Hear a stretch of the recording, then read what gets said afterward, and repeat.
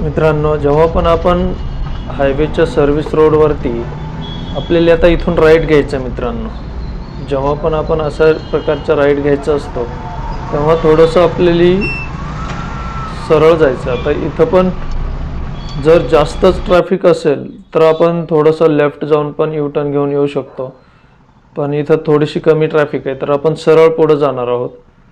इथं direct right नाही घ्यायचं, राईट घेतलं तर आपण परत सर्व्हिस रोडला जाऊ शकतो इथूनच, पण तसं न करता तसं जर केलं तर आपणही अडकू आणि जे लोक आता येत आहेत समोरून ते पण अडकले जातील. तर आपण असं थोडंसं पुढं जायचं आहे. हा जो पास बनवलेला आहे, अंडरपास जो आहे, तिथून आता आपण यू टर्न घ्यायचा आहे. आता आपण यू टर्न घेऊयात.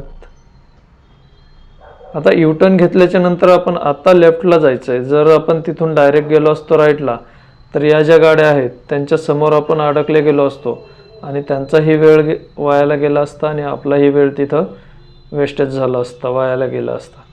तर अशा प्रकारे गाडी चालवायची मित्रांनो अशा ठिकाणी. तर व्हिडिओ छान वाटला, व्हिडिओ आवडला तर आपल्या चॅनलला सबस्क्राईब करा आणि व्हिडिओला लाईक करा आणि कमेंट करा.